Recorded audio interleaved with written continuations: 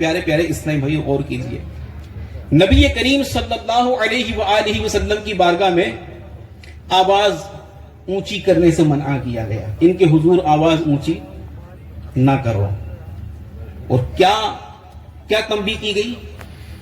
ایسا نہ ہو کہ تمہارے اعمال برباد ہو جائیں اور تمہیں خبر نہ ہو۔ بارگاہ رسالت میں آواز اونچی کرنے پر اعمال برباد ہونے کی تنبیہ فرمائی گئی، اور جو لوگ حضور کو حجرے کے باہر سے آواز دیتے تھے ان کے بارے میں کیا فرمایا؟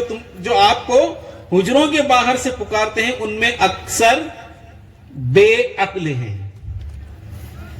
اونچی آواز سے بات کرنے سے منع کیا گیا، حجرے کے باہر سے حضور علیہ السلام کو پکارنے مسجد سے منع کیا گیا، اور فرمایا گیا کہ ان میں اکثر بے عقل ہیں۔ اب غور فرمائیں کہ جب ان باتوں پر، اونچی آواز کرنے پر، حجرے کے باہر سے بلانے پر تنبیہ کی گئی، آپ غور فرمائیں میرے پیارے اسلام بھائیوں کہ کتنا بد نصیب ہے وہ شخص کہ جو قرآن پاک میں ان آیات بینات کو پڑھنے کے باوجود، احادیث میں ان واقعات کو پڑھنے کے باوجود، تفاسیر میں ان آیات کے شان نزول کو پڑھنے کے باوجود حضور کی شان میں بے ادبی کرتا ہے، حضور کی شان میں گستاخی کرتا ہے، حضور علیہ السلام کی شان میں معاذ اللہ نازیبا جملے وقتا ہے۔ تو جو بھی اس طرح کا فرد ہے جو حضور علیہ السلام کی شان میں گستاخی کرتا ہے، بے ادبی کرتا ہے، حضور علیہ السلام کی شان میں ان جملوں کا استعمال کرتا ہے، ان کلمات کا استعمال کرتا ہے جو حضور کے شایان شان نہیں ہے، تو وہ گویا اپنا تعارف خود کرا رہا ہے، وہ اپنا تعارف، اپنا انٹروڈکشن خود کرا رہا ہے کہ اس کے پاس عقل نہیں ہے۔ اور جس کے پاس عقل نہیں ہوتی وہ کون ہوتا ہے؟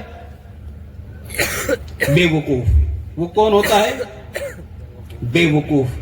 تو پیارے پیارے اور میٹھے میٹھے اسلامی بھائیوں، آج بھی اس معاشرے میں سے بے وقوف ہیں۔ بے وقوفوں کی کمی نہیں، غالب ایک ڈھونڈو ہزار ملتے ہیں۔ ہاں، اگرچہ بڑی بڑی داڑیاں ہیں،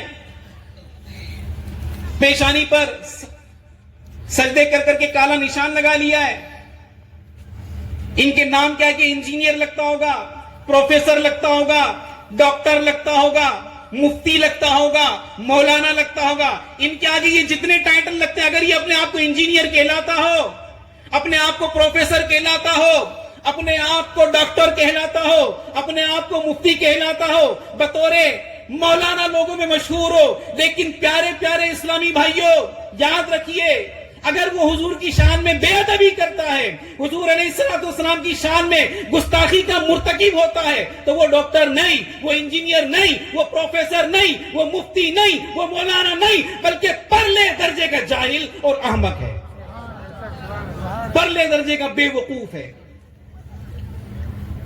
تو جو بے وقوف ہے، جو حضور کی شان میں گستاخی کرے، جو حضور کی شان میں توہین کرے، اس کا ایمان سے کیا علاقہ، اس کا ایمان سے کیا تعلق، اس کا عقل سے کیا تعلق؟ وہ بے وقوف ہے۔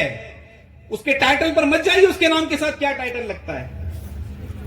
تو یہ تو پکا ہے کہ جو حضور کی شان میں بے ادبی کرے، گستاخی کرے، حضور کی تعظیم و توقیر نہ کرے، وہ بے عقل ہے، بے وقوف ہے۔ اب میں آپ سے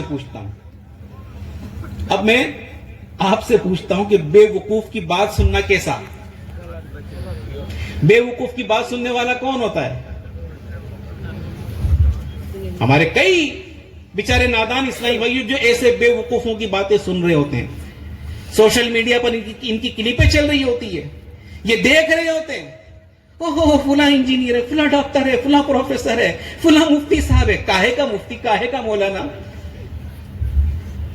تو یہ نہ مولانا ہے، نہ مفتی ہے، نہ ڈاکٹر ہے، نہ پروفیسر ہے، نہ انجینئر ہے، یہ حضور کی شان میں بے ادبی کا مرتکب ہے، تو یہ بے وقوف ہے۔ اور یاد رکھیے، بے وقوف کی بات سننے والا بھی بے وقوف ہوتا ہے۔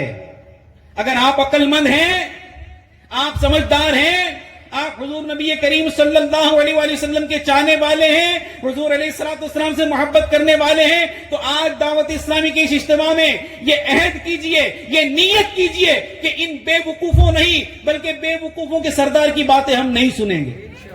ہاتھ اٹھا کر انشاءاللہ ان کی کلپیں نہیں دیکھیں گے, ان کے بیان نہیں سنیں گے,